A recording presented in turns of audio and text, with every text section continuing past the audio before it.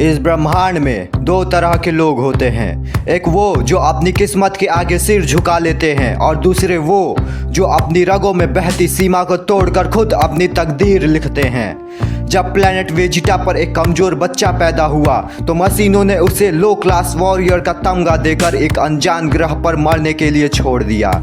कोई नहीं जानता था कि जिस बच्चे को इतिहास ने कूड़ा समझा था वो एक दिन देवताओं और काल के पहिए को भी चुनौती दे देगा। नाम था काकारोट, पर दुनिया उसे जानती है गोकू के नाम से।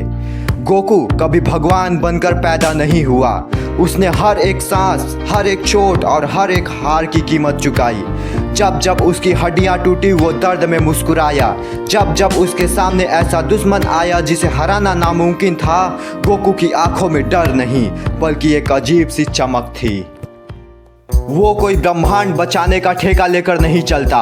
वो बस यह देखना चाहता है कि मेरी हद कहाँ खत्म होती है, और जब सीमा खत्म होती है तो एक नया आसमान बन जाता है।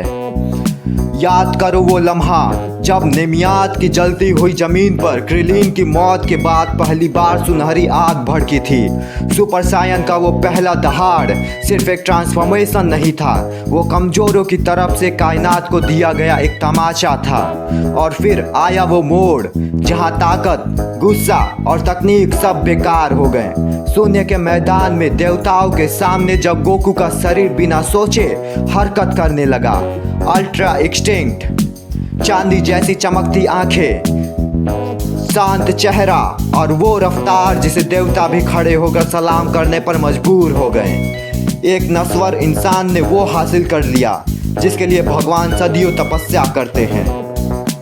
गोकू सिर्फ एक एनिमे कैरेक्टर नहीं है, वो एक सोच है। वो हमें सिखाता है कि अगर तुम्हारा जन्म कमज़ोर हुआ है तो ये तुम्हारी गलती नहीं, लेकिन अगर तुम अपनी सीमाओं के दायरे में ही मर गए तो कसूर सिर्फ तुम्हारा है। जब तक सीने में सांस है तब तक कोई भी दीवार इतनी ऊंची नहीं जिसे तोड़ा न जा सके। तो अगली बार जब जिंदगी तुम्हें घुटनों पर लाए तो पीछे मत हटना।